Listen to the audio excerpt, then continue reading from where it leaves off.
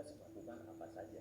Apalagi seorang pria playboy yang punya banyak uang dan gemar melakukan perpusrengan. Akan tetapi setelah selama ini ia pusing dengan banyak sekali wanita, hanya ada satu wanita yang belum dapat diajak mabar. Wanita itu adalah kakak tirinya yang amat cantik menggoda aduhai mantap, sehingga para lelaki yang melihatnya pasti ingin mengajaknya untuk pusreng berdua. Film kali ini adalah film yang berjudul Cruel Intentions yang rilis pada tahun 1999. Oke, sebelum itu selamat datang para pecandu movie atau para pecandu pusreng. Bagi kalian yang subscribe dan share channel ini, semoga selalu diberi kesehatan dan kebahagiaan yang berlimpah. Yuk, try kalau filmnya, ambil posisi nyaman, siapkan cemilan, rebahkan badan, dan fokuskan pikiran karena Anda ada di Are you ready, kids? Aye, aye, Captain!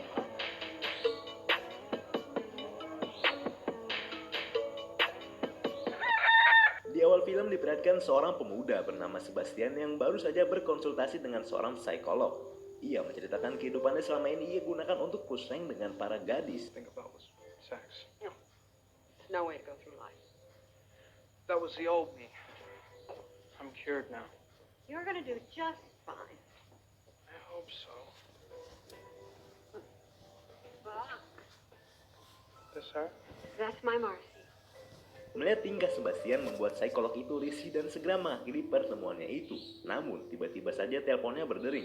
Anak gadisnya lah yang menelpon. Anak gadisnya menangis dan mengatakan bahwa ia baru saja dicampakkan seorang pria dan pria itu telah memposting foto dirinya tanpa kostum di sosial media. Pria itu adalah Sebastian. Hal itu membuat psikolog itu marah besar dan berlari mengejar Sebastian. Bukannya takut, Bastian malah tertawa dan berkenalan dengan gadis yang baru saja ia temui. Okay.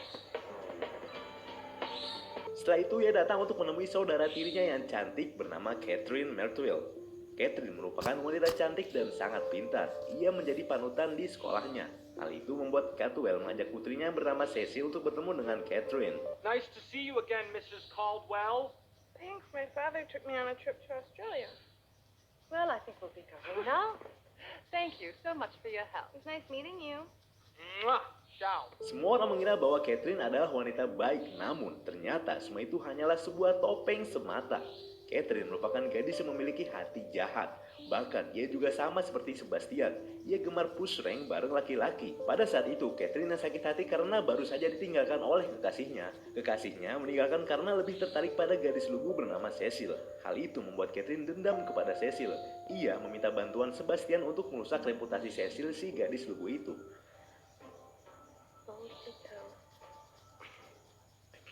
Namun kala itu Sebastian menolaknya. Ia tak mau merusak reputasi gadis yang tak bersalah. Kemudian Bastian menunjukkan kepada Catherine gadis yang menjadi sasarannya. Ia memberikan sebuah majalah dan meminta Catherine membuka halaman nomor 64. Di halaman tersebut terdapat sebuah foto gadis bernama Annette Hargrove yang berasal dari kota Kansas. Annette merupakan seorang gadis religius yang pintar. Ia memiliki prinsip bahwa ia akan memberikan kunci goanya setelah ia menikah nanti. Tentu saja itu menjadi tantangan besar bagi Bastian, seorang playboy. Annette merupakan seorang anak dari kepala sekolah baru tempat mereka bersekolah. Ia memiliki seorang pacar bernama Trevor. Namun yang Catherine ketahui ialah Trevor adalah seorang pria yang menyukai sesama batang.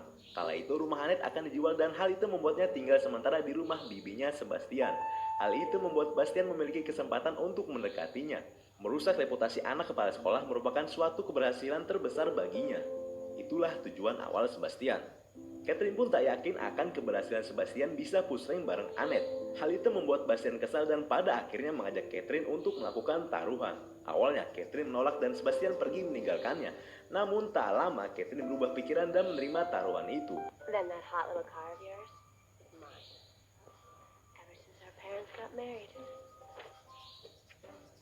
No way. You can put it anywhere. Bastian pun mulai menjalankan rencananya untuk mendapatkan Annette. Ia pergi mendatangi rumah bibinya. Di sana terlihat bibinya dan Annette yang sedang asik berkuda. Melihat adanya Sebastian, mereka pun bergegas menghampirinya. Welcome. Thank you. You two don't get into any trouble. We won't. Quickly. Lots to see. Kemudian Bastian mengajak Annette untuk berkeliling halaman rumah. Di sana ia terlihat berusaha merayu Annette. Namun sayangnya, Annette sudah diberitahu seseorang mengenai kelakuan Sebastian yang sering mengelabui para gadis. Hal itu membuatnya gagal untuk mendapatkan Annette pada hari itu.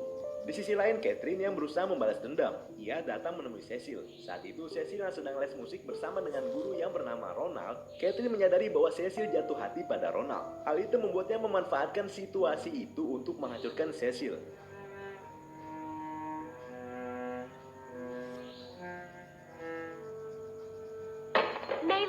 careful. Same time tomorrow? Sementara itu, Sebastian yang penasaran berusaha mencari tahu siapa yang menjelikannya kepada Annette. Ia mencurigai seorang pria bernama Mick Connell. Pria itu merupakan salah satu teman baik Annette. Karena itu, Sebastian mengira ialah yang memberitahu Annette. Untuk itulah, ia meminta temannya untuk menjebak Connell. Selain Bastian yang fokus dengan rencananya, Catherine pun mulai menjalankan rencana balas dendamnya. Ia mengajak Cecil untuk piknik berdua di sebuah taman. Di sana, Catherine mulai mengajari Cecil bagaimana cara bertukar jigong. Okay, let's try it again. Not bad. Setelah itu, Catherine berusaha mencari tahu tentang hubungannya dengan Ronald. Cecil yang polos itu pun mulai memberitahu Catherine bahwa ia mencintai Ronald. Dan Ronald pun sudah mengirimnya surat yang kemudian ia simpan surat itu di sebuah rumah boneka antik. Dengan sangat licik, Catherine berusaha terus membodohi Cecil dengan berusaha berpura-pura menjadi teman yang baik. Malam pun tiba, Bastian dengan sengaja memutar sebuah lagu dengan volume yang sangat besar. Hal itu membuat Annette risih dan mendatanginya. Kemudian Bastian kembali mengeluarkan jurus playboy-nya untuk memikat Annette. Ia mengajak Annette untuk berenang bersama pada malam itu, dan Annette pun mau diajaknya berenang.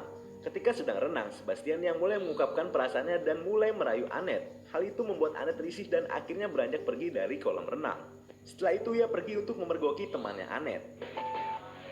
Look, Belmont. Okay.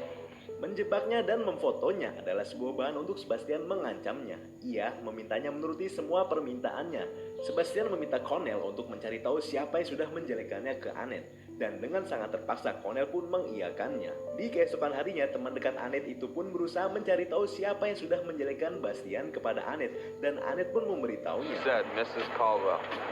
They met at orientation, right? Mengetahui Caldwell sebagai dalang dari semuanya membuat Bastian kesal dan akhirnya bekerja sama dengan Catherine untuk menghancurkan reputasi Cecil, anak Caldwell. Down, boy. Oh, come on. Lalu kemudian Bastian menelpon Annette dan mengajaknya untuk berjalan-jalan esok hari. Di keesokan hari, Bastian menghabiskan waktu bersama Annette. Sementara Catherine menemui Caldwell untuk memberitahu hubungan Cecil dengan Ronald. Hal itu membuat Ronald diusir dari rumah Cecil dan mereka mulai menjalankan rencananya. Bastian dan Catherine menemui Ronald dan menghasutnya untuk bisa menjalin cinta dengan Cecil diam-diam. Sementara itu, Bastian pun mulai mengajari Cecil tata cara berpush rank. Tickle. Semua itu mereka lakukan untuk merusak reputasi si gadis lugu tersebut. Di lain waktu, bibinya meminta Bastian dan Annette menggantikannya mengunjungi sebuah panti jompo.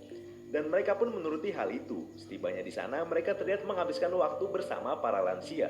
Setelah selesai di perjalanan pulang, Annette mulai menghibur Bastian dengan tingkah konyolnya.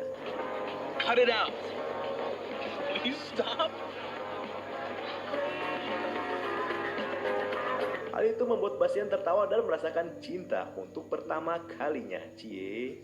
Di sisi lain, Cecil terlihat resah akan hal yang sudah ia perbuat dengan Sebastian semalam. Ia berusaha menceritakan semuanya kepada Catherine. Namun, karena kebusukan Catherine yang justru makin membodohi Cecil, Cecil yang polos itu justru senang dan terus menuruti semua perkataan Catherine. Hingga tiba waktu malam, Cecil kembali menghabiskan malam bersama dengan Bastian. Demi sebuah dendam, Bastian tega membongkar aset seorang gadis lugu yang tak berdosa. Di pagi hari, Catherine memergoki Sebastian yang sedang mengamati Annette. Hal itu membuat Catherine merasa ada yang salah dari Sebastian. Hal itu membuat terjadinya perdebatan di antara mereka. She made me laugh. So that's why you're losing your bet? Do you mind if I take my new car for a ride? Namun, karena pertaruhan itu membuatnya bersikeras untuk memenangkannya. Tak lama, Sebastian pun pergi untuk menghampiri Annette. Ia mendekati Annette lalu kemudian mulai menawarkan jigong serta hendak berpusreng berdua. Namun kala itu Annette menolaknya. Hal itu membuat mereka bertengkar. I can't keep my feelings all bottled up like you. I have feelings for you, Sebastian. Then what's wrong? That's not fair. Why can't we be together? It's because I don't trust myself with you. Annette pun bergegas pergi meninggalkan Bastian. Pada malam hari, Bastian datang ke kamar Annette. Awalnya ia bermaksud untuk berpamitan padanya. Namun tiba-tiba saja Annette mendekatinya dan perlahan bertukar jigong. Lalu ia menariknya ke dekat tempat tidur dan mulai melepas asetnya. Namun anehnya Bastian tidak tega untuk pusreng bareng si Annette. Hingga pada akhirnya Bastian pun meninggalkan Annette di kamar tanpa mabar sedikit pun. Di keesokan pagi, Catherine yang sudah berada di atas tubuh Bastian pun membangunkannya. Ia memberitahu bahwa Annette sudah pergi. Hal itu membuat Bastian bergegas pergi mencarinya. Mengetahui Annette ada di stasiun, ia pun bergegas menyusulnya. Hingga tibalah di suatu stasiun. Di sana ia berhasil menemukan Annette.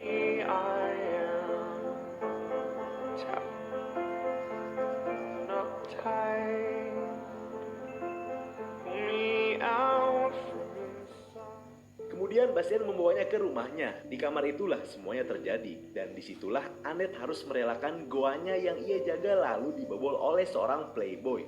Setelah itu Annette pun bergegas pergi. Sementara itu Catherine masih dengan dendamnya kepada Cecil. Kali ini ia pusreng bareng pria yang sangat dicintai Cecil, yakni Roland. Hal itu dipergoki oleh Sebastian. Terlanjur kepergok, akhirnya Ronald pun pergi dan Catherine mulai merayu Sebastian. Namun kali ini berbeda. Bastian menolak ajakan Catherine dan hal itu membuatnya kesal. And I don't. Mengetahui Bastian yang sudah jatuh cinta pada Annette membuat Catherine tak terima. Ia mengancam akan memberitahu tentang pertaruhan itu kepada Annette. Do you honestly believe that you've done a complete 180 in the few days you've known her? You and I are two of a kind. Don't do it, Sebastian. Takut akan ancaman Catherine, Bastian bergegas mendatangi Annette. Di tempat Annette, ia memberitahu bahwa ia tak pernah mencintai Annette. Semua itu ia lakukan hanya untuk pusreng berdua.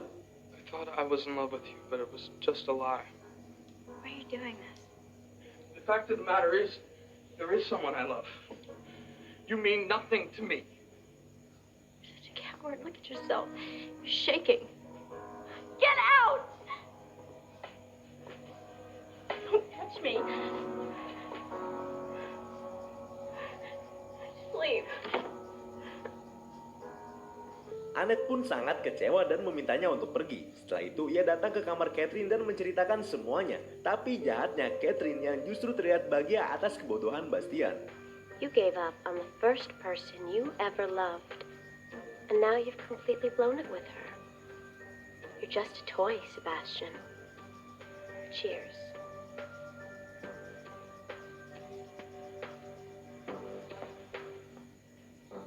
Goodbye, Sebastian. Mengetahui jahatnya Catherine membuat Bastian menyesali semua perbuatannya itu. Ia berusaha mendatangi Annette untuk meminta maaf dan memperbaiki semuanya. Namun, Annette sudah tak mau menemuinya. Hingga akhirnya, ia pun menitipkan surat dan sebuah jurnal harian miliknya. Annette pun menerimanya dan mulai membacanya. Dear Annette, the truth of the matter is, being with you was the only time I have ever been happy. I succeeded in hurting the first person I loved. My journal. For a long time, I considered it my trophy. Di jurnal itu semua tentang Bastian tertulis dengan sangat baik. Semua kejahatannya dan semua tentang Annette pun ada di sana. Namun tak hanya itu, semua kejahatan Catherine pun tertulis di jurnal tersebut. Tak merasa puas dengan semua yang sudah ia lakukan, Catherine pun kembali berulah. Kali ini ia menelpon Ronald dan mengatakan bahwa Bastian sudah membobol wanita yang ia cintai, yaitu Cecil. Mendengar hal itu membuat emosi Ronald memuncak. Dengan sangat emosi, Ronald bergegas pergi mencari Bastian untuk memberinya pelajaran. Sementara itu, Bastian yang kala itu berada di depan tempat tinggal Annette terlihat kelelahan dan bergegas pulang. Annette yang melihat hal itu berusaha menyusulnya. Namun di tengah perjalanan, Ronald bertemu dengan Bastian dan terjadilah perkelahian. Perkelahian itu dilihat oleh Annette. Annette berusaha menghentikan mereka. Namun naas, ia malah terpental ke tengah jalan. Terlihat sebuah mobil melaju kencang ke arah Annette. Melihat hal itu, Bastian pun berlari dan menyelamatkan Annette.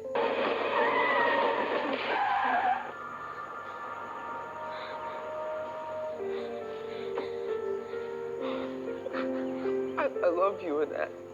I love you too. Hingga akhirnya Bastian tertabrak oleh mobil dan meninggal di tempat. Libur sekolah telah usai. Di sekolah terlihat semua orang berduka atas meninggalnya Bastian. Di tengah duka yang menyelimuti, Annette memergoki Catherine yang sedang mengkonsumsi garam premium atau disebut barang haram. Tak hanya itu, Annette yang telah membaca jurnal Bastian dan mengetahui semua kejahatan Catherine berniat memberitahunya kepada semua orang. What we should learn from this and to resist the temptations of peer. Unfortunately, the one person I know he's looking down on us today and... What is going on? Don't you people have any respect?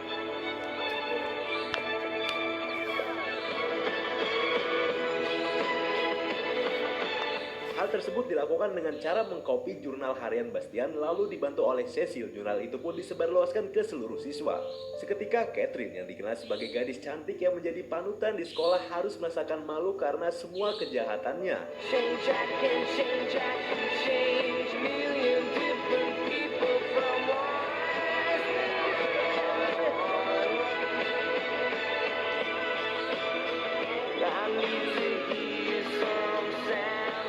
Ending yang menjigongkan.